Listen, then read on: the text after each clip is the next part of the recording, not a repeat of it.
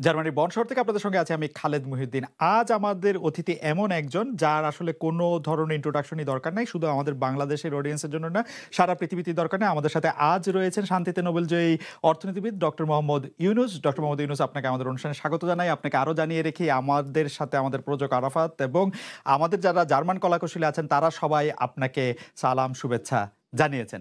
আমরা আপনাকে খুব ধন্যবাদ জানাই আমাদেরকে সময় দেওয়ার জন্য।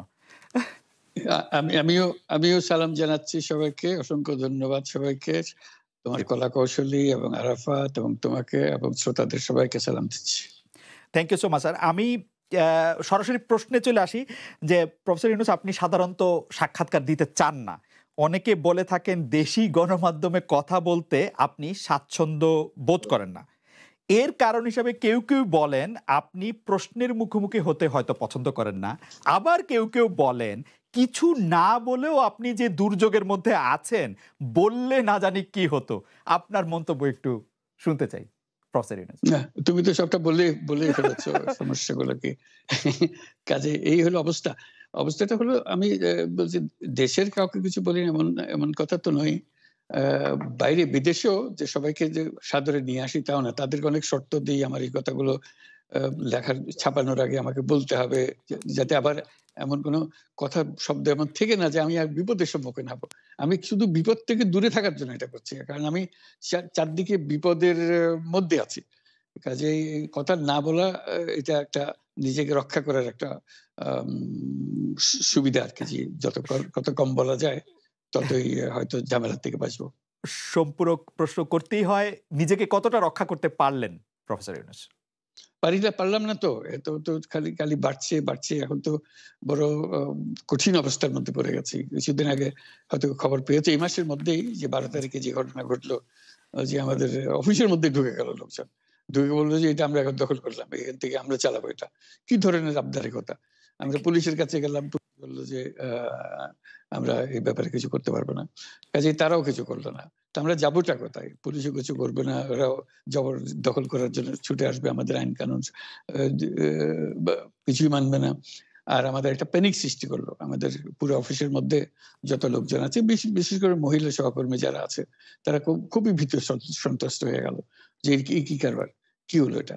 তো কাজে সমস্যার পরিমাণ বাড়ছে, কমছে না। সমস্যা পরিমাণ বাড়ছে, কমছে না। আমি একটু পিছনে আদালতে আপনার বিরুদ্ধে রায় ঘোষণার পরে আপনি একটা প্রতিক্রিয়া দিয়েছিলেন। সেই প্রতিক্রিয়ায় আপনি বলেছিলেন যে বাংলাদেশের একটি কথায় আপনি এরকম বলেছেন যে বাংলাদেশের প্রতিটি নাগরিককে অন্যায়ের বিরুদ্ধে এবং গণতন্ত্র এবং মানবাধিকারের পক্ষে এক কণ্ঠে কথা বলার আহ্বান জানায়। অনেকে এইটাকে দেখছেন হচ্ছে এরকম করে যে আপনি গণতন্ত্রের পক্ষে লড়াইয়ে সামিল হতে বলছেন। প্রশ্ন কেউ করছেন, প্রশ্ন উঠছে, আপনি কি এইসব মামলা মোকদ্দমা থেকে মুক্তি পেতে এই সরকারেরই পরিবর্তন চাইছেন? খালেদ, তুমি কি গণতন্ত্রের বিরুদ্ধে নাকি? হঠাৎ এটা নিয়ে তো চিন্তিত। আমি গণতন্ত্রের কথা বললাম ঠিক আমার জন্য। তুমি তো বলে তুমি বলবে যে আমিও তো আছি, কাজে আমাকে পৃথকভাবে বলতে হচ্ছে কেন? আমরা সেটাই বলতেছি। কাজে আমরা কেউ গণতন্ত্রের বিপক্ষে না, সবাইকে স্মরণ করিয়ে দেওয়া যে আমরা সবাই গণতন্ত্রের পক্ষে, মানবাধিকারের পক্ষে, আমরা ন্যায় নীতির পক্ষে, রুল অফ লর পক্ষে। এইগুলো না থাকলে জাতি হিসেবে আমরা টিকে থাকবো না তো। কাজে যখনই মনে হচ্ছে যেগুলো এখন ফরেন ওয়ার্ডস হয়ে গেছে, তাতে মনে হবে যে আমাদের সমাজ হিসেবে আমাদের দায়িত্ববোধ অনেক বেড়ে গেল। এগুলোকে প্রতিষ্ঠিত করা, সোচ্চার করা, মুখ ফুটে বলা, এটা সবাইকে বলতে হবে, মুখ ফুটে বলতে হবে। আমার বিরুদ্ধে অভিযোগ হলে আমি বলছি না বলে, আপনি বলছেন না কেন? একবার বলে এখন তোমার প্রশ্নের সম্মুখীন হয়ে গেলাম। অনেকে বলছে না, আপনি তো শতবার শতমুখে গণতন্ত্রের কথাই বলবেন, আমাদের সবারই বলা উচিত। কিন্তু প্রশ্নটা এমনভাবে তোলা হচ্ছে যে আপনি আসলে আপনার রায় ঘোষণার পর আপনি বলছেন গণতন্ত্রের কথা, মানবাধিকারের কথা। অনেকে বলছেন যে এই কথা কি আসলে যেহেতু ব্যাপারটা আপনার উপরে আসলো তখনই আপনি আসলে বললেন কিনা, নাকি আপনি আসলে বলতে চানও না, আপনি আগে যেরকম বলছেন। হতে পারে, মুখ যখন বন্ধ থাকে কোনো কথাই বলা হয় না। এখন যখন মুখ খোলার সুযোগ হয়েছে, সামনে ক্যামেরা নিয়ে দাঁড়িয়ে আছে, মাইক্রোফোন দিয়ে দাঁড়িয়ে আছে, কথা বলছি, কাজে মনের কথাটা বললাম আর কি। যেটা মনে ছিল বলা হচ্ছিল না সেটা বললাম। এটা আমার ধারণা এটা সবারই মনের কথা, সেটাকে প্রকাশ করা। তারাও তারাও চায় যে তারা বলুক, আমি বললে তাদেরও মনে সাহস আসে যে উনি বলছেন যখন আমরাও বলতে পারবো।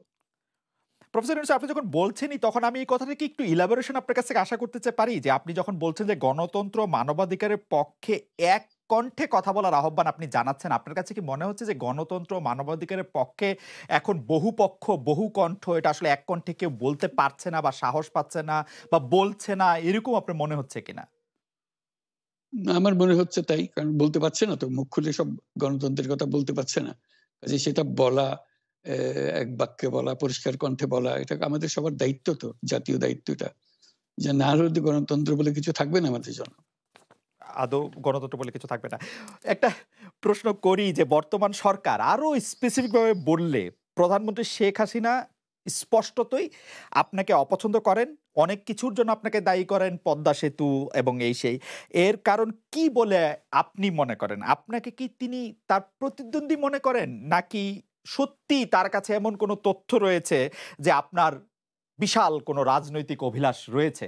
আপনি কি রাজনৈতিকভাবে তার প্রতিদ্বন্দ্বী হয়ে উঠছেন বলে তিনি আপনাকে অপছন্দ করছেন? না কি কারণে আপনার কি মনে হয়?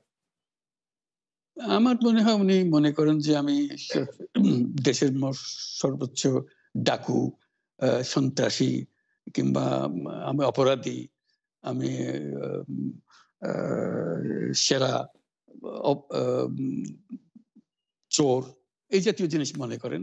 কাজেই সেগুলো ব্যাখ্যা করেন উনি তার মুখে। উনি বলেন যে আমি সুদখোর, আমি ঘুষখোর, আমি সব এমন এমন সব কটু শব্দ ব্যবহার করেন যাতে মনে হয় যে আমার সম্বন্ধে তার ধারণা খুবই খারাপ। কিন্তু এইটা তো এরকম ছিল না। আমরা দেখেছি যে ৯৬ থেকে ২০০১ সাল পর্যন্ত আ নানাভাবে এই সরকারই বা আওয়ামী লীগ সরকারই আপনার সাথে বা আপনি আওয়ামী লীগ সরকারের সাথে একসাথে কাজ করতে কোনো সমস্যা হয়নি। আপনি এইটা এইটার জায়গাটা কি একটু ব্যাকগ্রাউন্ডটা কি আমাদের একটু বলা যাবে যে আপনার কাছে কি মনে হয় কেন এই শত্রুতার বা কেন এই অপছন্দের বিষয়টা একটু সৃষ্টি হলো বা তৈরি হলো? যেই হোক এটা আমার তরফ থেকে হয় নাই। আমি তাকে আ যথাবৎ শ্রদ্ধা করে নিয়ে গেছিলাম আ আমাদের মাইক্রো ক্রেডিট সামিটে ওয়াশিংটন ডিসিতে আমাদের প্রধান অতিথি করে নিয়ে গেছি। সবাই সম্মান করেছে। কারণ এই মাইক্রো ক্রেডিটটা তখন পৃথিবীর সামনে আসছে, বড় আকারে আসছে এবং এটা বাংলাদেশের অবদান হিসেবে সবাই স্বীকৃতি দিচ্ছে। এ বা উম ওয়াশিংটনে দুনিয়ার সেরা যারা সবাই উপস্থিত ছিলেন, তার মধ্যে আমরা ওনাকে নিয়ে গেছিলাম এজন্য যে বাংলাদেশের পক্ষ থেকে এই গৌরবটা যেন তিনি আমাদের পক্ষ হয়ে গ্রহণ করেন। উনিও রাজি হয়েছেন, উনিও গেছেন, করেছেন। কাজেই এটা স্বাভাবিকভাবে এই সম্পর্ক থেকে যাওয়ার কথা ছিল। কিন্তু কি কারণে এটা ঘাটতি হতে আরম্ভ করলো বুঝতে পারলাম না। কিছুদিন পর থেকেই উনার আচরণ এবং তার শব্দ পরিবর্তন হতে আরম্ভ করলো। এমন পরিবর্তন হলো, এখন আমাকে চোট বদমাইশ ছাড়া আর কোন বিষয় উনি মনে করেন বলে মনে হয় না আমার কাছে। আসলে এটা নিয়ে কথা বলাটা একটু বিব্রতকরই। কিন্তু আ কেউ এটা বলে থাকেন যে বিশেষ করে ওই যে ২০০৭ সালে যে 111 এর সরকার আমরা যাকে বলি, আ তাদের যে বিরাজনীতিকরণের একটি চেষ্টা, সেই চেষ্টার মধ্যে আপনার অংশগ্রহণ আছে কিনা? যদিও বারবার বলা হয় যে আপনি আসলে সেই ক্ষমতাটা দখল করতে চেয়েছিলেন। অথচ আমরা আ উল্টা শুনেছি, আপনার মুখেও শুনেছি, যারা ওই সময় কুশলীন ছিলেন তাদের মুখেও শুনেছি যে আপনাকে আসলে অফার করা হলো, আপনি সেটি ফিরিয়ে দিয়েছিলেন। কিন্তু কেউ আবার বলে থাকেন আপনি একটা লম্বা সময়ের জন্য চেয়েছিলেন। এইটি কি একটা কোনো কারণ হতে পারে? এই ব্যাপারটি কি আমাদের দর্শকদের জন্য মানে বা ইয়েদের জন্য একটু আপনি পরিষ্কার করবেন যে আপনি আসলে আ রাষ্ট্রের সর্বোচ্চ ক্ষমতায় বা রাজনীতির জায়গায়, দেশ পরিচালনায় সেগুলিতে আপনি আসলে আসতে চেয়েছিলেন কিনা, চান কিনা? বা ওই জায়গা থেকে আ যদি চাইতাম, খালেদ যদি চাইতাম তখন যখন মিলিটারি আমার বাসায় এসে বসে রইল সারারাত আমাকে রাজি হুম। করানোর জন্য। আমি তো লুফে নিতাম। রাজি করানোর জন্য বসে থাকতে হবে কেন? আমি যদি ক্ষমতাই চাইতাম বলে যে, "আজ চলেন কি করতে কি কোন জামাটা পড়তে হবে দেখিয়ে দেন এখনই যাচ্ছি।" আমি তো সেটা করিনি। তাদের সঙ্গে তর্ক করেছি, সারারাত ধরে তর্ক করেছে। যে, "না ভাই আমাকে দিয়েন না, আমি এই কাজের উপযুক্ত না। আপনারা অন্য লোক খোঁজেন।" তারা আমার উপরে মন ঠিক করে ফেলেছে আমাকেই নিতে হবে। আমি বারে বলতেছি তাদেরকে। তো তারা নিরাশ হয়ে ফিরে গেল। বলল যে, "সকালবেলায় আবার আসবো। সকালবেলায় আসলে তখন আপনি আমাদেরকে বলেন যে রাজি আছেন।" আমি বললাম যে, "না সকালবেলা আসলে একই কথা পাবেন। কারণ আমি তো এটা এমন কিছু না যে মনের মধ্যে সন্দেহ রেখে দ্বন্দ্ব রেখে আপনাদেরকে বলছি। অত্যন্ত পরিষ্কারভাবে আপনাদের কাছে বলছি। কাজেই তা না হলে তো আমি সঙ্গেই রাজি হয়ে যেতাম। কে ছাড়ে আপনাকে দেশের পুরো সরকারের প্রধান হবার জন্য আহ্বান জানাচ্ছে, বাংলাদেশে এরকম কয়জন মানুষ আছে বলবে যে না আমি এই দায়িত্ব গ্রহণ করব না। আমি তো করলাম সেটা। এখন আমার নামে বলা হচ্ছে 10 বছর চেয়ে। আমি বছর নিয়ে তো প্রশ্নই ওঠে না। প্রশ্ন হচ্ছে আগামীকাল সকালবেলা আপনি শপথ গ্রহণ করবেন এই কথা। আমি বললাম যে না করব না। তারপরে এরপরে তো কয় বছর কয় কাণ্ড, আমি 10 বছর দিয়ে কি করবোটা কি আমি 10 বছর দিয়ে? আমি তো বলছি আমি এই কাজের জন্য নই। দেশে আমার দেশ পরিচালনা করা আমার দায়িত্ব না, আমার কাজ না। আমি জানি না এটা কিভাবে করতে হয়। আমি যেটা জানি সেটা করি। Make sense. দা আপনার মেয়ে মনিকা ইউনুস সম্প্রতি একটি সাক্ষাৎকার দিয়েছেন CNN এ। সেখানে আমি তাকে একটু যদি অনুবাদ করি তাহলে সেরকম পড়তে পারবো যে আমি তাকে উদ্ধৃত করছি যে কোনো এক সময় প্রধানমন্ত্রী শেখ হাসিনা ও ডক্টর ইউনুস একসঙ্গে কাজ করেছেন। আমি আশা করি সেই সময়টা আবার ফিরে আসুক। শুধু গ্রামীণ কিংবা সংশ্লিষ্ট সব প্রতিষ্ঠানগুলোর ভালোর জন্যই নয়, যদি তারা আবারও একসঙ্গে কাজ করেন তাহলে সেটা চমৎকার হবে। এই মনিকা ইউনুসের এই আশা কি আপনারও মানে একই রকম আশা কিনা যে প্রধানমন্ত্রী শেখ হাসিনা এবং ডক্টর ইউনুস একসঙ্গে কাজ করলে আরো কিছু চমৎকার কাজ হবে, বা এটা আপনি আশা করছেন এরকম কি? এটা কি এখন আমার জন্য করা যাচ্ছে না যে আমি নারাজ যে করতে চাই না? তুমি ভাবখানা এমন করছো যে আমি আপত্তি করছি, আমি কাজ করতে চাই না। আমাকেও যে বললাম চোর বদমাইশ করে রেখেছে, সেখানে কাজ করার তো কথাই উঠছে না। আমার নাম উঠলেই ওনার রাগ উঠে যায়। আমাকে সুদখোর না বললে ওনার মন তৃপ্ত হয় না।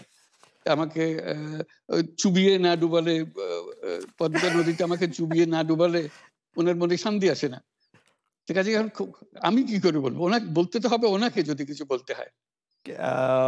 পদ্মা নদীর কথাটা যখন উঠলই, পদ্মা ব্রিজ সম্পর্কে যে কথাটা সরকারের উচ্চ মহল থেকে এটা বলা হয় যে আপনি আপনার ক্ষমতা ব্যবহার করে বা আপনার পরিচিতি ব্যবহার করে বা আপনার যে একটা সাংঘাতিক রকমের গ্রহণযোগ্যতা সারা দুনিয়াতে আছে, যেটি আসলে ওয়ার্ল্ড ব্যাংক সহ অন্য জায়গায় আছে, সেটি দিয়ে আসলে আপনি পদ্মা সেতুটা বাংলাদেশ যাতে ঋণ না পায় সেটির জন্য আপনি চেষ্টা করেছেন। এই ব্যাপারটা নিয়ে কি আপনি একটু কিছু বলবেন যে এটা আপনার বিরুদ্ধে একটা অভিযোগ? কি বলবো এটা বলো? এটা হাস্যকর একটা কথা মুখ থেকে বলে ফেললো চোর ডাকাতের মতো, এটাও আরেকটা বলে ফেললো। এটাই সত্য হয়ে গেল। আমরা যে বারে বিবৃতি দিলাম তখন এটা প্রশ্নই ওঠে না। আমরা বাংলাদেশের নাগরিক হিসেবে আমরা গৌরবান্বিত যে এই পদ্মা সেতুর উপরে আমরা একটা সেতু বানাতে পারবো। এটার জন্য আমরা সবাই চাই। কাজে এটা তো বিরোধিতা করার তো প্রশ্নই ওঠে না। কেন বিরোধিতা করব? দেশে যে একটা বড় রকমের ঘটনা ঘটতে যাচ্ছে সেটা তো আমরা সবাই সমর্থন করেছি। তিনি বলেই চললেন। এখন একজনে বলতে থাকলে তো আমার করার কিছু তো নাই। উনি এত শক্তিধর যে এখানে আমার কথা তো কিছুই থাকে না। উনার সরকারের যাবতীয় প্রচার যন্ত্র উনার হাতে। আমার তো আমার গলার যত তীক্ষ্ণ। আপনি তো কথা বলেন না। বললে তো নিশ্চয়ই আপনার সাথেও না। একটি প্রশ্ন আসছে যে পদ্মা সেতুর যখন উদ্বোধন করা হবে তখন কি আপনাকে নিমন্ত্রণ জানানো হয়েছিল? যে মানে রাষ্ট্রের পক্ষ থেকে এরকম বলা হয়েছিল যে আপনাকেও নিমন্ত্রণ জানানো হবে, বা আপনি মনে আছে কিনা? মনে পড়ে না এরকম করছে। আচ্ছা, মনে নাই আচ্ছা, আমার। আচ্ছা। আমি একটু যে বিষয়টি নিয়ে আপনি আসলে শুরু করেছিলেন যে আপনার প্রতিষ্ঠান জবরদখল করা নিয়ে, সেই জায়গাটার মধ্যে একটু আসি। আমাদের যে আন্ডারস্ট্যান্ডিং, সেই আন্ডারস্ট্যান্ডিংটা হচ্ছে এরকম: আপনার হাত দিয়ে যখন গ্রামীণ টেলিকমের প্রতিষ্ঠা হয় তখন এর আয় থেকে আপনি গ্রামীণ ব্যাংকের সদস্যদের জন্য ব্যয় করার কথা বলেছিলেন বা ভেবেছিলেন। আপনি গ্রামীণ ব্যাংক থেকে চলে আসার সময় বা ওই আগে পরে আমরা দেখেছি যে সে আর্টিকেল অফ অ্যাসোসিয়েশনটা আসলে ওই একই রকম নাই, বদলানো হয়েছে। তো গ্রামীণ ব্যাংকের বা গ্রামীণ টেলিকমের এই বেনিফিশিয়ারি থেকে গ্রামীণ ব্যাংকের সদস্যদের আসলে বাদ কেন দেওয়া হয়েছে? মানে এইটার পিছনে কারণ কি? এখন গ্রামীণ টেলিকমের যে লভ্যাংশ তা কোন খাতে আসলে ব্যয় করা হয়, বা মানে যে আয়টা মুনাফা সেটি আসলে কিভাবে ব্যয় করা হয়? গ্রামীণ টেলিকম একটা স্বতন্ত্র প্রতিষ্ঠান। এটা কোম্পানিজ আইনের 28 সেকশন 28 দ্বারা সৃষ্ট। তার অর্থ হলো যে এটাকে আইনের ভাষায় বলে হচ্ছে non dividend company, guaranteed by limited by guarantee. কাজে এটার কোনো মালিক নাই। কাজেই মালিক যেহেতু নাই, এটা তার নিজের নিয়মে যারা গ্যারান্টি দিয়েছে, যারা গ্যারান্টির পরিমাণও খুব সীমিত, লিমিটেড বাই গ্যারান্টি। এটা ৳১,০০০। মানে যদি যত তোলপাড় হয়েও যায় কোম্পানিতে, বহু পাওনা থেকেও যায় লোকজনের, যারা এটার পরিচালনা পরিষদে আছে তাদের দায়িত্ব হবে ৳১,০০০ পর্যন্ত। এর দায়ী থাকবে ৳১,০০০ পর্যন্ত। এর বেশি তার দায়িত্ব থাকবে না। কাজেই এত সহজ সরল একটা জিনিস। তো সেটাই হলো গ্রামীণ টেলিকম। গ্রামীণ টেলিকম তখন একবার বলেছিল যে তাদেরকে কিছু, কিছু সহায়তা দেবে এটার উপায় অর্জনের কাছ থেকে। এটা তাদের নিজস্ব সিদ্ধান্ত। এটা কারো চাপারও সিদ্ধান্ত না। সেই সিদ্ধান্ত অনুসারে সেই সমস্ত আ যে পরিমাণ টাকা তারা বলেছিল দেবে, এখানে দিয়ে যাচ্ছে। এই পর্যন্ত ৳৫০০ কোটি টাকার উপরে দেওয়া হয়েছে এই সহায়তা থেকে। কাজেই ওইটা যে আমরা বা গ্রামীণ টেলিকম এটার থেকে পৃথক হয়ে গেছে, তার যে কথা দিয়েছিল, কথা পুরো, এটা একটা কথা দিয়েছিল। এটা পূরণ করছে না। আ এটা আইনগত কোনো যে আইনি বাধ্য হতে আপনি দিতে বাধ্য হবেন, এরকম কিছু ছিল না। কাজেই এই ধরনের বিষয়টা এই টেলিকমের বিষয়ে বলা। গ্রামীণ ব্যাংকের আপনি যখন মানে গ্রামীণ টেলিকমটা আপনি প্রতিষ্ঠা করেন, সেই সময়ে গ্রামীণ টেলিকমের সাথে গ্রামীণ ব্যাংকের সম্পর্কের যে বিধিমালা, সেই বিধি কি আপনি যখন চলে এসছেন গ্রামীণ ব্যাংক থেকে সেটি পরিবর্তন করা হয়েছিল তো? সেই পরিবর্তনটি হ্যাঁ, মানে পরিবর্তনটির জায়গাটা যদি আমাদের একটু পরিষ্কার করতেন। পরিবর্তন ছিল যে আগে এটা নমিনেট করতে পারত গ্রামীণ ব্যাংক। চেয়ারম্যান পদের জন্য একজন লোক নমিনেট করতে পারত। আমরা যেহেতু গ্রামীণ ব্যাংক থেকে আমাদেরকে সরিয়ে দেওয়া হয়েছে, তখন আমরা মনে করলাম যে এটা রাখার আর দরকার নাই। গ্রামীণ টেলিকম থেকে সেই পদটা আমরা পরিষ্কার করে দিয়েছি যে এখন এটা আর দরকার নাই। এইটুকুই পরিবর্তন হয়েছে। এটা ন্যায়সঙ্গতভাবে পরিবর্তন করার ধারা অনুযায়ী যা, যা করতে হয় সেটা করা হয়েছে। এতে এ তার ইচ্ছা বা তার কর্তব্য, তার করণীয় যে অবজেক্টিভস আছে, কোথাও পরিবর্তন হয় নাই। অ্যা এই ক্ষেত্রে আমাদের এই বিষয়ে আরকি এইটাই আমাদের আরেকটা প্রশ্ন, সেটা হচ্ছে যে গ্রামীণ টেলিকম কি গ্রামীণ ফোন থেকে প্রায় ৩৭% লভ্যাংশ পায়? যে এবং যদি পায় ৩৪ তাহলে ৩৪ 34% লভ্যাংশ পায়, সেই 34% লভ্যাংশের যে টাকাটা, সেই টাকাটা কোথায় বা কি উদ্দেশ্যে ব্যয় করা হয়? সেই সামাজিক ব্যবসায় যেটি আসলে আপনার পেটেন্ট করা সোশ্যাল বিজনেস, সেটির কাঠামোটা আসলে কি? রাইট। বা সেটি কিভাবে আপনি করেন? সামাজিক ব্যবসা হলো এমন একটা নতুন ধরনের ব্যবসার আ চিন্তা, যেটা আমরা প্রমোট করছি, আমরা নিজেরা প্র্যাকটিস করছি। যেটা ব্যবসা মানে হলো মুনাফা করা, হু, হু। ব্যক্তিগত মুনাফা করা, এবং তার লক্ষ্য হলো সর্বোচ্চ মুনাফা করা। এটি হলো ইকোনমিক্স এর নিয়ম, যে সর্বোচ্চ মুনাফা যদি করি সবকিছু ঠিকঠাক মতো চলবে। আমরা বললাম যে এটা ভুল জিনিস। যে সর্বোচ্চ মুনাফার মধ্যে দিয়ে মানুষকে এক রকমের নেশাগ্রস্ত করেছে। এই মুনাফার নেশা। মুনাফার নেশার মধ্যে তাকে ঢুকিয়ে দেওয়া হয়েছে। এই মানুষকে এই মুনাফার নেশাগ্রস্ত মানুষ হিসেবে এটা আমরা কল্পনা করতে পারি না। আমরা বলছি যে এটা মুনাফা সে করবে, মানে সর্বোচ্চ মুনাফা করবে, কিন্তু অন্য ধরনেরও ব্যবসা আছে। ব্যবসা এখন শুধু এক প্রকারের ব্যবসা আছে। যে ব্যবসাতে শুধু মুনাফা সর্বোচ্চকরণ। এটাই হুম। হলো নির্দিষ্ট নিয়ম। আমরা বলছি আরেক রকমের ব্যবসা, যেটা হলো মানুষের সমস্যার সমাধান করা। মুনাফার জন্য কোন রকমের ইচ্ছা তার না থাকা। মুনাফা বিহীনভাবে, কোন মুনাফা, ব্যক্তিগত মুনাফা না নিয়ে হুম। শুধু সমস্যার সমাধানের জন্য ব্যবসা করা।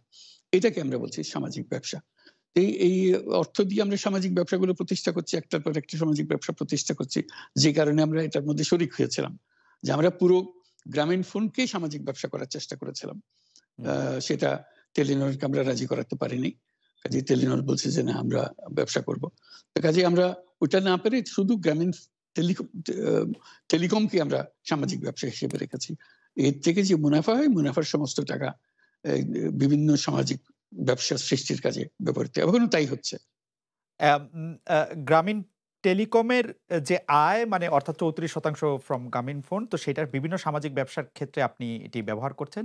আমাদের আরেকটি প্রশ্ন এরকম আসে যে, এই যে সামাজিক ব্যবসা আপনি কোনটা শুরু করছেন বা কিভাবে শুরু করছেন বা কোনটা চালু করছেন, কোনটা চালু রাখছেন, সেই সিদ্ধান্ত আ নেয়ার প্রক্রিয়াটা সম্পর্কে আমাদের বলবেন? কেউ বলে থাকেন যে ডক্টর মোহাম্মদ ইউনূস একজন ভিশনারি, একজন আ বা স্বাপ্নিক। তিনি যেভাবে চান সেভাবেই সেটি হয়ে থাকে আসলে। অন্য কারো খুব বেশি কিছু বলার বা কওয়ার থাকে না। বা প্রক্রিয়া বা যেটি আমরা বলি। এরকম মানুষ কি শুধু আমাকেই দেখছেন, আর দেশে আরো এরকম মানুষ আছে যারা যে কথা বলে সেটাই হয়, সবাই মেনে নেয়? না, আপনার ক্ষেত্রে এটা হয় এটা কিনা এটা তো সেটা আমরা এটা তো আপনার ভিন্ন ক্ষেত্রে জিনিস। সেটা হয় না। আপনার ক্ষেত্রে সেটা হয় হতে কিনা পারে, যে হতে মানে পারে। আমার ক্ষেত্রে যদি এটা কনভিনসিং মনে হয়, বোর্ড যদি সেটা গ্রহণ করে, এটা জি, বোর্ডের সিদ্ধান্ত। আমি যত আচ্ছা। কথাই বলি না কেন, শেষ হুম, হুম। পর্যন্ত এটা মিনিটসে রাখা হবে যে এটা বোর্ডের সিদ্ধান্ত। ওকে। যে বোর্ড সিদ্ধান্ত নিয়েছে বলে এটা গ্রহণ করা। এটা এই কার কার গলার জোর বেশি, কার ক্ষমতার জোর বেশি, কার চিন্তার জোর বেশি, এ এগুলো ভিন্ন জিনিস। এগুলো আইনে দেখে না। আইন দেখে যে বোর্ডের সিদ্ধান্ত কিনা। এই আপনার সামাজিক ব্যবসার যে মডেল যেটার কিছুটা ইন্ট্রোডাকশন আপনি আমাদের দিলেন সেটা সারা পৃথিবীতে অনেক জনপ্রিয় হয়েছে। অনেক জায়গাতেই আমি এটা নিয়ে অনেক ধরনের আলোচনা শুনি। কি ইউনিভার্সিটিতে, কি রাজনৈতিক অঙ্গনে।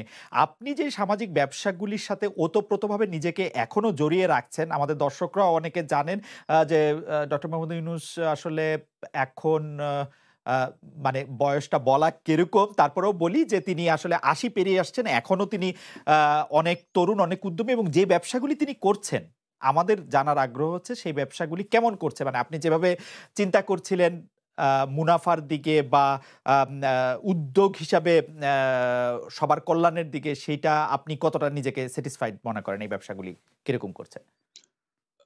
আমি খুব উৎসাহিত বোধ করি যে এটা সারা দুনিয়া থেকে যে প্রবল সাড়া পাচ্ছি এটার জন্য। বিভিন্ন দিকে এটা আসছে। আজকে বাংলাদেশ হলো এটার কেন্দ্রভূমি। সবাই তাকিয়ে থাকে আমরা কি বলছি, কিভাবে করছি, আমাদের কথা, আমাদের কাজ অনুসরণ করে। এটাকে পৃথিবীর সমস্ত দেশ এটাকে অত্যন্ত সম্মানের চোখে দেখে। এ এই যে বলা হয় যে উনি অনেক সম্মানী, উনার হয়তো বড় রকমের একটা আ গ্রুপ আছে যাতে প্রমোট করার জন্য উনার আ পরিচিতি বাড়ানোর জন্য। এটা আমার পরিচিতি বাড়ানোর জন্য কোনো আ সর আ কোনো প্রতিষ্ঠান নিয়োজিত নাই। হুম, কনসালটেন্সি ফার্ম নিয়োজিত নাই। আমার এটা হলো যে কথাটা বলি সেটা মনে লাগে, মনে দাগ কাটে। যেমন একটা হুম, উদাহরণ দেই। মাঝখানে একটা কথা শুরু করলাম, এটা খুব ইন্টারেস্টিং।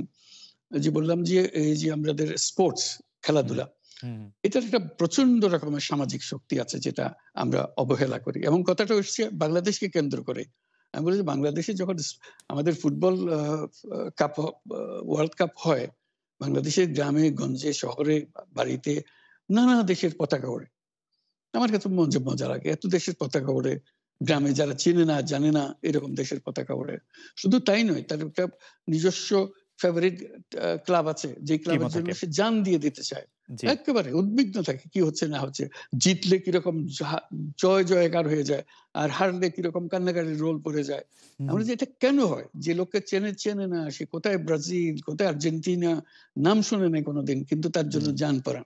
আমরা যেটা হলো তার একটা মস্ত বড় শক্তি। এই যে আকর্ষণ করতে পারে, মানুষকে আকর্ষণ করতে পারে। কিন্তু এই শক্তিটা আমরা বাণিজ্যিক ব্যবহার করি, মুনাফার কাজে ব্যবহার করি, এন্টারটেইনমেন্ট এর ব্যবহার করি, কিন্তু সামাজিক কাজে ব্যবহার করি না। এই কথা বলতে আরম্ভ করলাম, অনেকে শুনতে আরম্ভ করল। তো আমাকে ১ম রিও অলিম্পিকে দাওয়াত করা হলো এই বিষয়ে। হুম, অলিম্পিক কমিটিকে বলার জন্য। যে যেহেতু লেখালেখি হচ্ছে পত্র-পত্রিকায় হুম, বিষয়টা আসছে। তো আমি গেলাম, বললাম। অনেকে পছন্দ করল বিষয়টা যে তারা কোনদিন চিন্তা করে নাই যে স্পোর্টস দিয়ে একটা সামাজিক শক্তি দাঁড় করাতে পারে, সামাজিক ব্যবসা সৃষ্টি হতে পারে। হুম, তখন হুম, ফ্রান্স থেকে আমাকে আলাদা করে দাওয়াত করলো। সেদিন এইখানে রিওতেই ওখানে এন হিদালগো, প্যারিসের মেয়র। হুম, আরো বিশদভাবে জানার জন্য। এরা দীর্ঘ আলাপ হলো তার হুম, স্পোর্টসম্যানদের নিয়ে। পরবর্তীতে আবার সেটা আমাকে প্যারিসে আমন্ত্রণ করলো আরো বৃহত্তর জনসাধারণের জন্য আ স্পোর্টস লিডারদের সঙ্গে আলোচনা করার জন্য। তখন তারা সিদ্ধান্ত প্রশ্ন করলো, অলিম্পিককে সামাজিক ব্যবসা করা যায় কিনা? আমি বলছি অবশ্যই করা যায়। আমি ব্যাখ্যা দিলাম কিভাবে করা যায়। তারা হুম, খুবই কনভিন্সড হলো। তখন তারা ঠিক করলো, এটা হলো ২০১৮ সাল। হুম, ২০১৮ সালে ঠিক করলো যে তারা প্যারিস অলিম্পিক যেটা হবে 2024 এ এই বছর। ইয়ার 2024 এ হবে, তখন অনেক হুম, হুম, পরের কথা। যে এটাকে সামাজিক ব্যবসা অলিম্পিক করবে। আমাকে শুদ্ধ তারা নিয়ে গেল। আমি তাদের দলের একজন হলাম। প্রেসিডেন্ট ম্যাক্রো একজন, আমি একজন, আর এন হিদালগো। আমরা ৩ হুম, জনের কমিটি। আমরা গেলাম লুজানে। ইন্টারন্যাশনাল অলিম্পিক কমিটিকে বোঝানো, প্যারিসে যদি তোমরা সিলেক্ট করো প্যারিসকে, তাহলে প্যারিস এইভাবে সোশ্যাল বিজনেস অলিম্পিক করবে। আইওসি রাজি হলো। এখন এই ২০২৪ সাল এসে গেছে, এখন প্যারিসে অলিম্পিক হবে এবং সেটা সামাজিক ব্যবসা অলিম্পিক হবে। এই যে একটা সাধারণ কথা, হুম, হুম, এটা এতজনের মাথায় ধরানো, এতজনকে কনভিন্স করা, এতজনকে এক্সাইটেড করা, এবং সেটা হচ্ছে। এবং আগামী যে যখন অলিম্পিক হবে হুম, আপনারা সবাই দেখতে পারবেন সামাজিক ব্যবসা অলিম্পিক বলতে কি বোঝায়। এটা দেখে এখন তারা পড়ে গেছে। আমাদেরকে হুম, এখন বারবার ডাকাডাকি হচ্ছে মিলান থেকে। মিলানে আসছে ২০২৬ সালের winter Olympic. Milan Cortina winter Olympic. বলে যে প্যারিসেরটা তো তুমি করে দিয়েছ। আমাদেরটা আরো ভালো করে দিতে হবে তোমাকে। সামাজিক ব্যবসা আরো কি ভাবে সম্পাদিত হয়। এই যে একটার পর একটা অলিম্পিক হুম, হুম, আসছে। পিয়ংচাং অলিম্পিক হয়ে গেল, সেটা আমাকে ধরতে পারেনি তারা। পিয়ংচাং অলিম্পিক কোরিয়াতে হয়ে যাওয়ার পরে ২০১৮ সালে হয়ে যাওয়ার পরে হুম, আমাকে নিয়ে গেল পিয়ংচাং এ, যে এইটাকে এখন যেহেতু এটা হয়ে গেছে, হয়ে যাওয়ার পরে এটাকে সামাজিক ব্যবসায় কিভাবে বুঝতে পারছি। রূপান্তরিত করা যায় আমাদেরকে পরামর্শ। এই যে একটার পর একটা মানুষ গ্রহণ করছে, এটা তো আমি তাদেরকে বিজ্ঞাপন দিয়ে গ্রহণ করাচ্ছি না।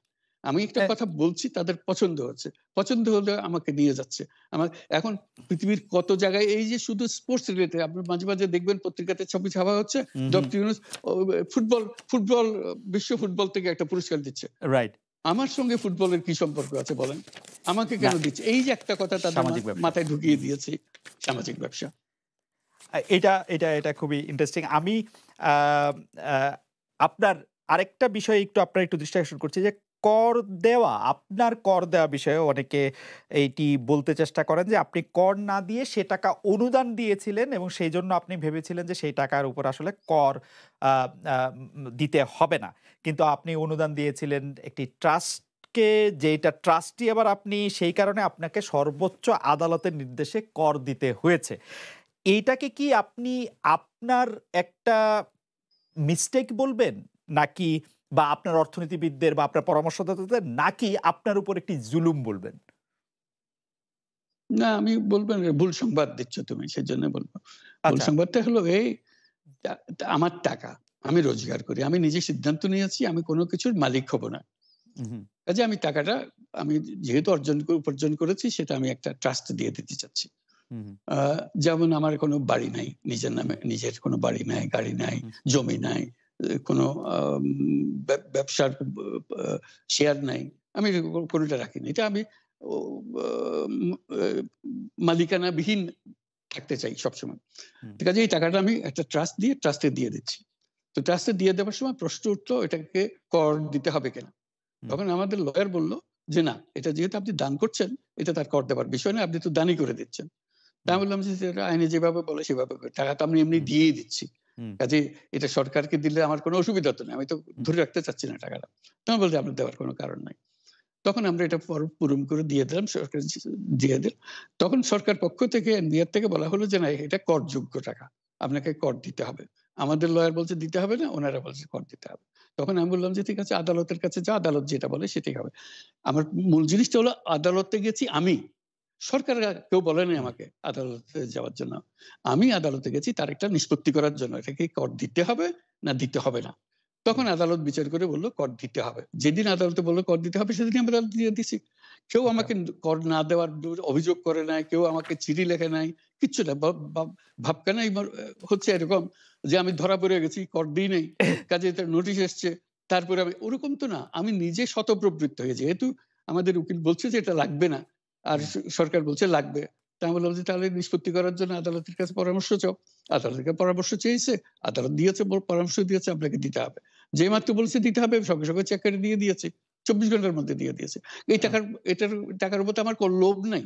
এই টাকা হুম। ধরে রাখার জন্য তো আমি দিইনি। আমি দান করে দিচ্ছি। ট্যাক্স দিতে হবে কি দিতে হবে না, এটাই ছিল বিবেচ্য বিষয়। এবং সেটাই আমি প্রার্থনা করেছি। কেউ সরকার পক্ষ থেকে আমাকে একটা চিঠি লেখে নাই। মানে আদালতের অনেকগুলি পর্যায়ে আপনার আইনজীবীরা এই টেক্সটটা যে আপনার উপরে অ্যাপ্লিকেবল না সেটা বলতে চেষ্টা করেছেন। সেজন্য মনে হয় যে আপনি না, এটা কোন নিয়ে আসলে পর্যায়ে না। একটাই পর্যায়ে। একটাই পর্যায়ে। শুধু একটারই হয়েছে, একবারই হয়েছে। উম আর বাকিটা হলো এনবিআর আমাকে চিঠি দিচ্ছে যে আপনার কর দিতে হবে। আ আ ওকে, আমাদের কোয়াসি প্রশ্ন জুডিশিয়াল। হলো কর দিতে হবে কিনা সেটা আমরা আচ্ছা, করের জন্য আদালতে গিয়ে। আচ্ছা।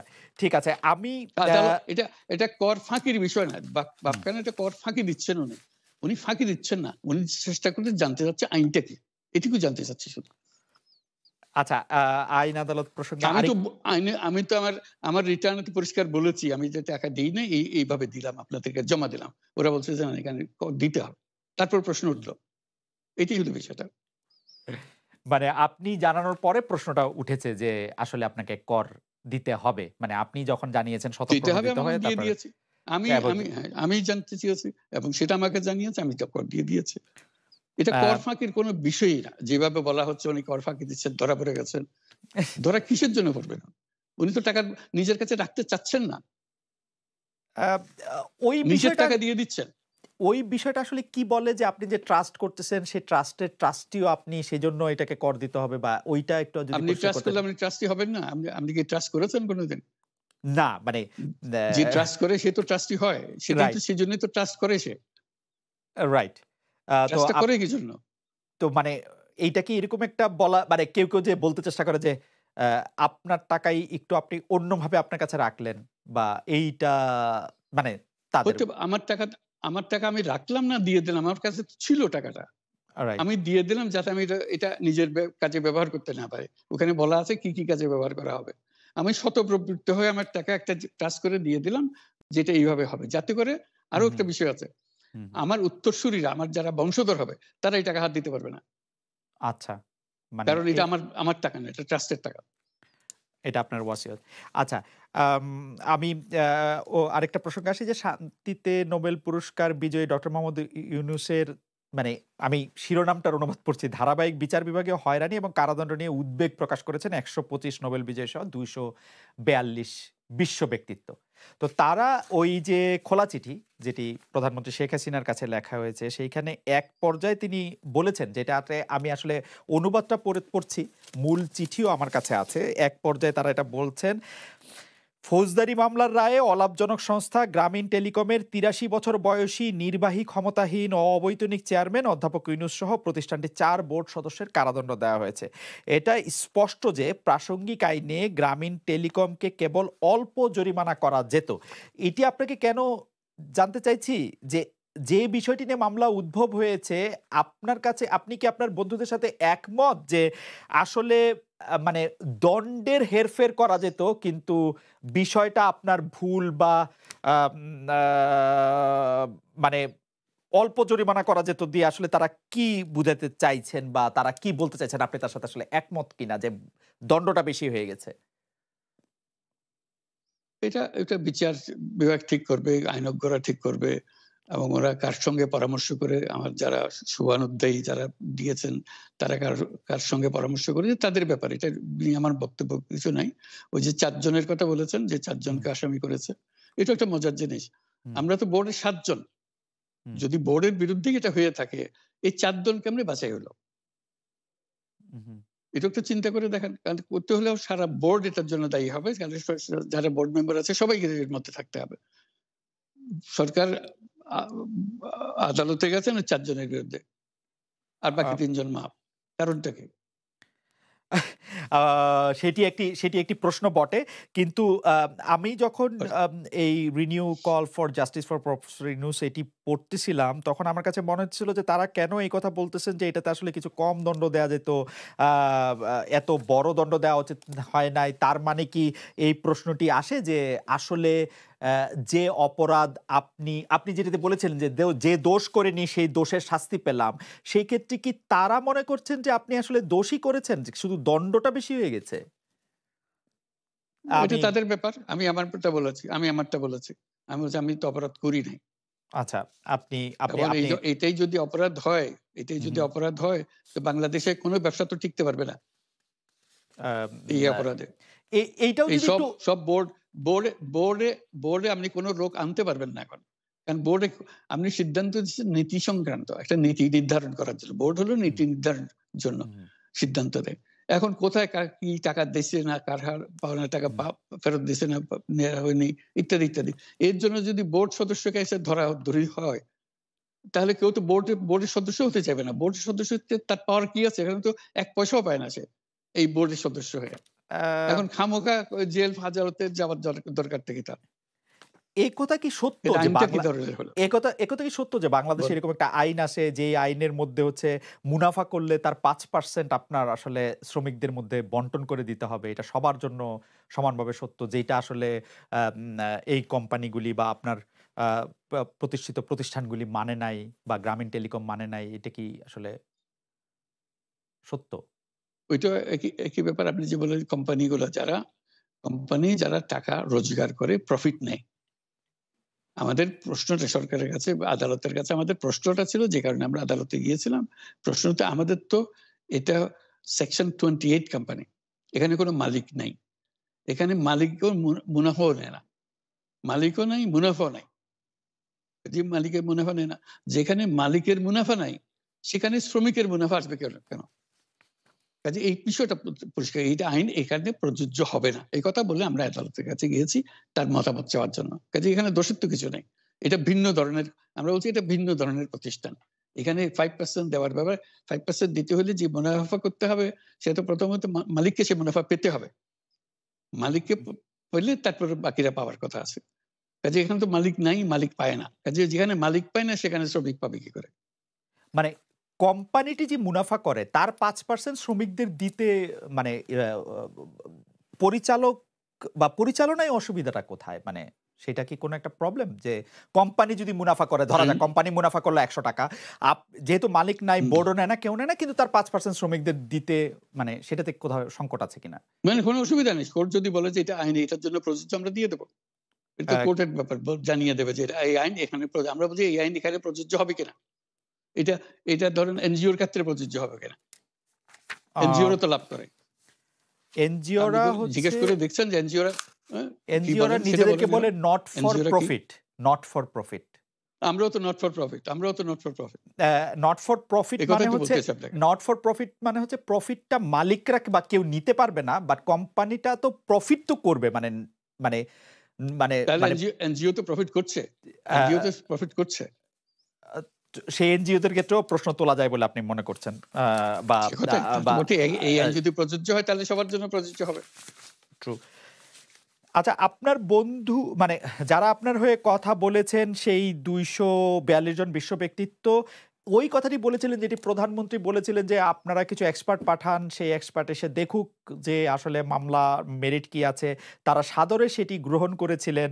এইটার বা এক্সপার্ট বা লয়ার আসলে যেহেতু এই ব্যাপারগুলি বাংলাদেশের কনটেক্সটে অনেক বেশি নতুন এবং অনেক বিষয় নিয়ে আসলে অনেক রকম প্রশ্ন তোলা যায়, তো সেই জন্য সেই এক্সপার্ট বা লয়ার একটি আন্তর্জাতিক জায়গা থেকে পাঠানোর জন্য যে প্রধানমন্ত্রীর আমন্ত্রণ যে গ্রহণ করলেন বিশ্ব ব্যক্তিত্বরা, তারপরে এটি এখন স্ট্যাটাসটা কি? মানে আপনার বন্ধুরা তো তাদের মধ্যে আইনজীবী রয়েছেন, এক্সপার্ট রয়েছেন।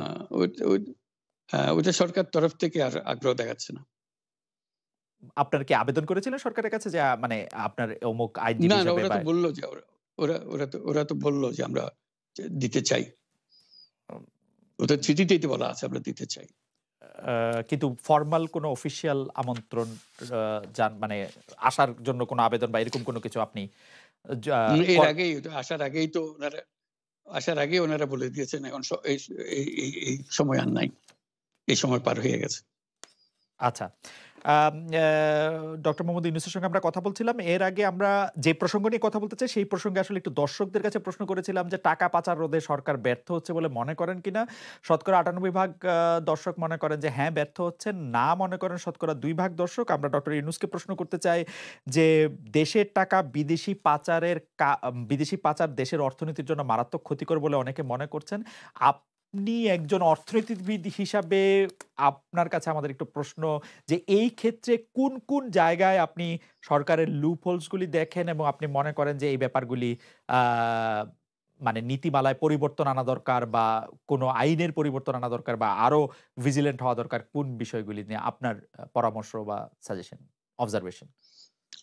সেখানেই বলছিলাম আর কি, রুল অফ লটা এস্টাবলিশ করা। আইনের কোনো বিষয় না, আইনটা প্রয়োগ করতে হবে। তো আইন প্রয়োগ না করলে এগুলো তো কিছুই হবে না।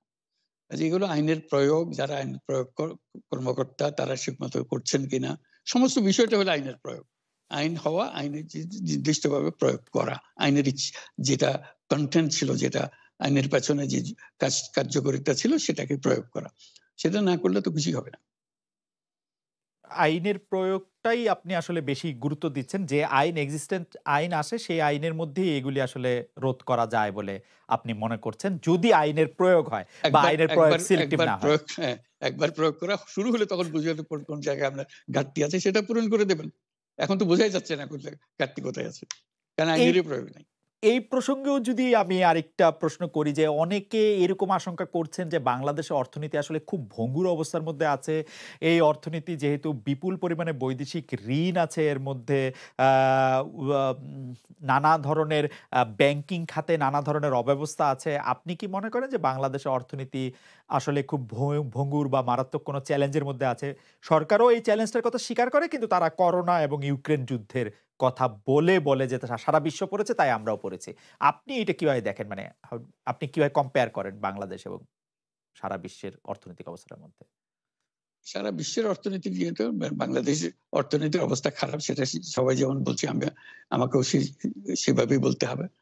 কাজে কিভাবে সমাধান হবে সেটারও বহু সমাধান বলা হচ্ছে।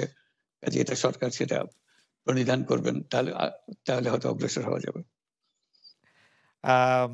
আপনার কাছেও নিশ্চয়ই পরামর্শ চাইতে পারে। একটি প্রশ্ন এরকম যে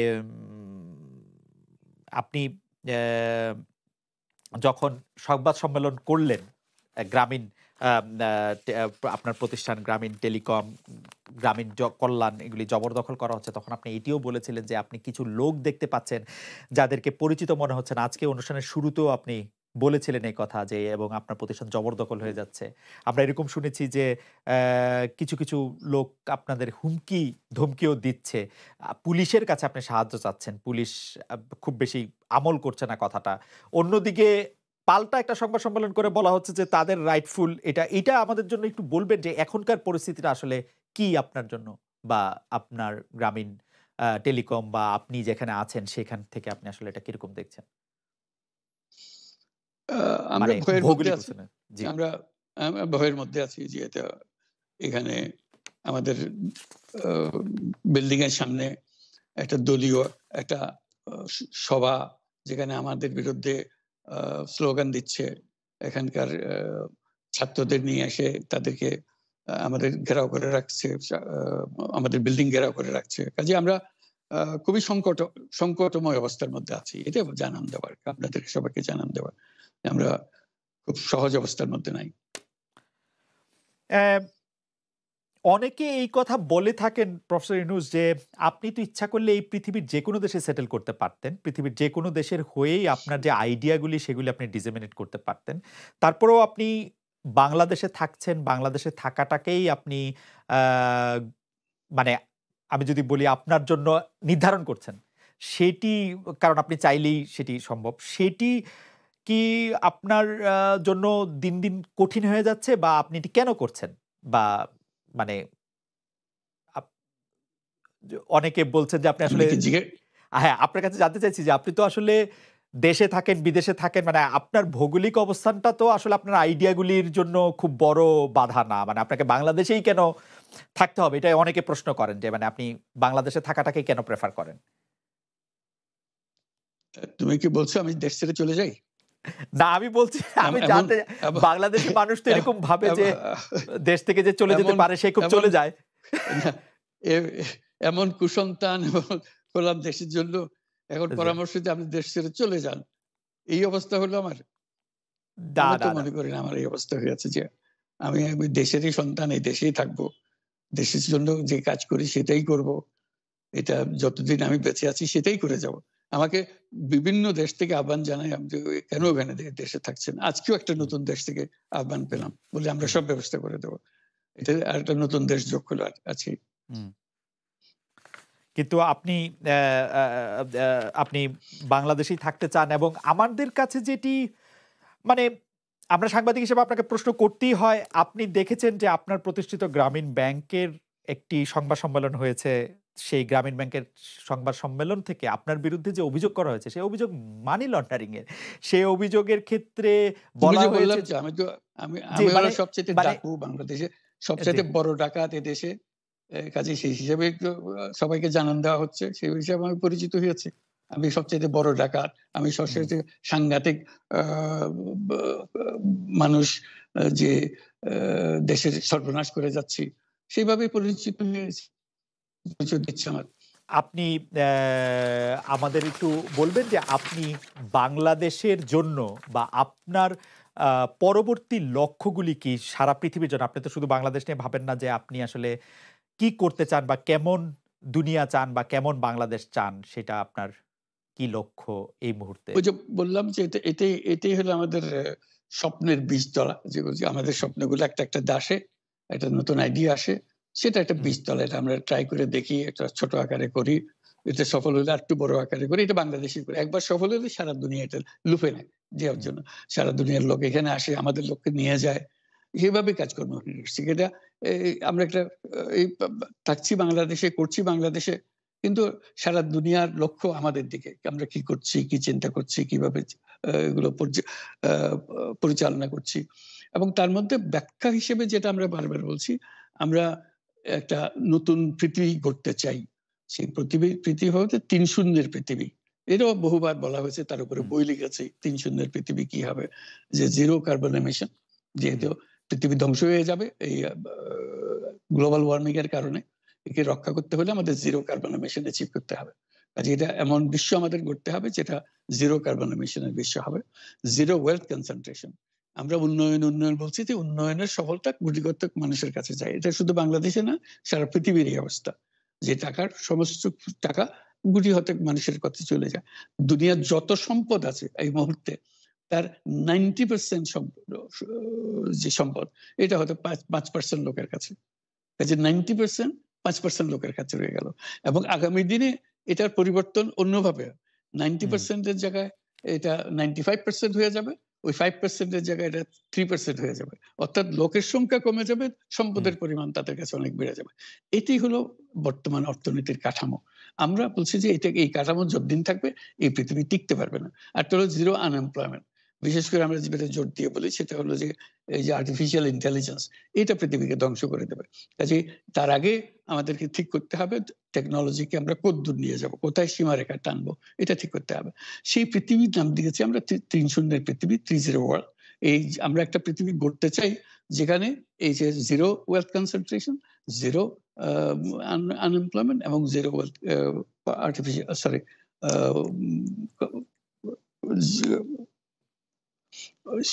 গ্লোবাল ওয়ার্মিং জিরো হবে। হুম, এই ৩ টা জিরোর মধ্যে আমরা থাকবো। তো সেটা আবার বিভিন্ন দেশে এটা পর্যালোচনা বৈঠক হচ্ছে। বিভিন্ন বিশ্ববিদ্যালয়ে সেটা নিয়ে আলোচনা হচ্ছে। আমাদেরকে আমন্ত্রণ জানাচ্ছে। আমরা সেগুলো বিশ্বকে বোঝানোর চেষ্টা করছি। এটার বড় নিয়ামক হবে সোশ্যাল বিজনেস। এই সোশ্যাল বিজনেস এর মাধ্যমে এগুলো করা যাবে। কারণ সোশ্যাল বিজনেস সঙ্গে আসছে। সোশ্যাল বিজনেস এবং কত জায়গা থেকে কত ভিন্নভাবে এগুলো প্রসার করা হবে সেটা আমাদের উপর আমাদের দায়িত্ব হয়। আমরা এগুলো ব্যাখ্যা করি আমাদেরকে বিভিন্ন বিশ্ববিদ্যালয়ের মারফতে হয়। ১০৭ টা বিশ্ববিদ্যালয়ের এখন সোশ্যাল বিজনেস সেন্টার আছে। এটার নাম ওগুলো সাধারণত ইউনুস সোশ্যাল বিজনেস সেন্টার নামে পরিচিত হয়। নিত্য নতুন বিশ্ববিদ্যালয়ের হুম, সঙ্গে যুক্ত হচ্ছে। সর্বশেষ যেটা কিছুদিন আগে আমরা পত্রিকায় দিয়েছিলাম যে finance university of Russia, hmm, finance university Moscow. তারা বলছে যে আমরা এখানে ইউনুস সোশ্যাল বিজনেস সেন্টার করব এবং আপনাকে একটা দায়িত্ব দিব। একটা ইন্টারন্যাশনাল অ্যাডভাইজারি কমিটি আমাদেরকে বানিয়ে দেবেন এবং আপনি সারাক্ষণ এটা তদারকি করবেন। সেটা এই সপ্তাহের মধ্যে আরেকটা বৈঠক হবে তাদের সঙ্গে জুম মিটিং হবে যে তারা অগ্রসর হচ্ছে। অর্থাৎ এটার গতি শুধু সীমাবদ্ধ কোনো বিশেষ ধরনের কাজে না। চায়না এটার একটা অগ্রগামী দেশ। যেটাতে সোশ্যাল বিজনেস নিয়ে তারা বহু পরিমাণ আ মনোযোগ দিচ্ছে। কাজেই এইটা দুনিয়ার ডানে, বাঁয়ে, উত্তর, দক্ষিণে সবার কাছে আছে। আ গ গ কাজেই সেটাকে আমরাকে তুলে ধরছি। এটার আমাদের বড় বক্তব্যটা হলো যে বর্তমান যে কাঠামোর উপরে বিশ্ব পরিচালনা হচ্ছে, সেই বিশ্ব এটা আত্মঘাতী একটা বিশ্ব। এটা নিজেকে বিনুস বিলুপ্ত করা ছাড়া এটার কোনো গতি নেই। যে পদ্ধতিতে আমরা এগোচ্ছি। কাজেই বিলুপ্ত হওয়ার আগে যদি আমরা নতুন কাঠামো করতে পারি, নতুন সভ্যতা গড়ে তোলা। এই নতুন সভ্যতা গড়ে তোলার জন্য এই সমস্ত আয়োজন হচ্ছে। সেই কারণেই এই পৃথিবীর এত ইন্টারেস্ট দেখছেন যে হুম, আলোচনা দেখছেন যে তারাও হুম, অনুভব করে যে এটা এটার একটা রাস্তা বের করতে হবে। আমরা একটা রাইট। রাস্তা বের করেছি। এটা তাদের কাছে সম্পূর্ণ মনে হচ্ছে নাকি আরো এডিশন দরকার হবে। কিন্তু তারা এটার মধ্যে জড়িত হতে চায়, তারা করছে। তার সঙ্গে আমরা ৩-0 ক্লাব। আমরা বলছি যে এটা শুধু মুখে কথা বললে হবে না, এটা কার্যে পরিণত করতে হবে। ৫ জন আ সদস্য নিয়ে ইয়ুথদের মধ্যে প্রচার করার যুবকদের মধ্যে প্রচার করার জন্য ১২ বছর বয়স থেকে ৩৫ বছর বয়স পর্যন্ত। এই হুম, বয়সের মধ্যে এই যে ৫ জন মিলে একটা ক্লাব করবে ৩-0 ক্লাব। তাদের অঙ্গীকার হবে আমি ব্যক্তিগতভাবে কার্বন এমিশন জিরো করব, আমি ব্যক্তিগতভাবে ওয়েলথ কনসেন্ট্রেশনকে বন্ধ করব, আমি ব্যক্তিগতভাবে আনএমপ্লয়মেন্টকে বন্ধ করব। এটা ব্যক্তিগত, আমি এমন কিছু কাজ করব না যাতে এগুলো প্রসারিত হওয়ার সুযোগ পায়। কাজে 5 জনে প্রত্যেকে এটা যখন সফল করবে তাদেরকে বলা হবে 30%। এই 5 জন যদি 30% হতে পারে এবং আরো ক্লাব যদি 30% সৃষ্টি করতে পারে, আমাদের বক্তব্য হলো তাহলে আমরা 30 বিশ্ব গড়তে পারবো। কারণ পুরো জিনিসটা সৃষ্টি করছি আমরা নিজেরাই ব্যক্তিগতভাবে।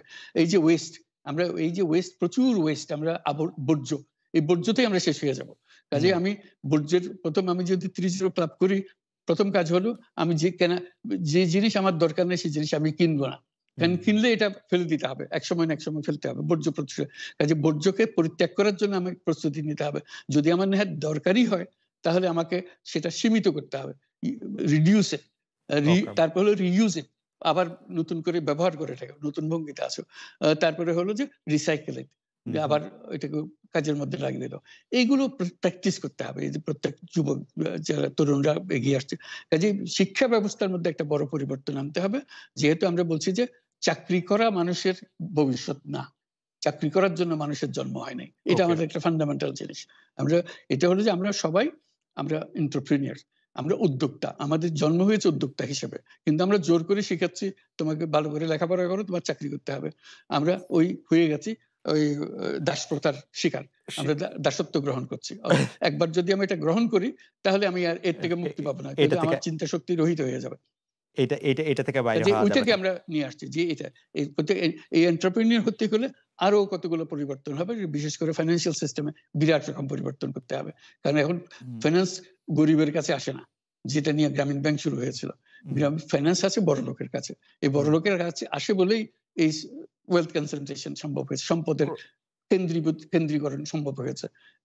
আমরা যদি এই ব্যাংকিং সিস্টেম পরিবর্তন না করি তাহলে এটা চলতে থাকবে। কাজে আমাদেরকে বড় পরিবর্তন আনতে হবে ব্যাংকিং সিস্টেমের মধ্যে। সেগুলোর জন্য কি কি পদক্ষেপ নিতে হবে সেগুলো আমাদের বিষয় আলোচনার বিষয় হবে। আমরা মনে হয় যে দর্শকরা অনেকেই আপনার এই বিষয়গুলো আগে জানলেও আজকে আপনার প্রাঞ্জল উপস্থাপনে নিশ্চয়ই অনেকে এটাতে আগ্রহী হবেন।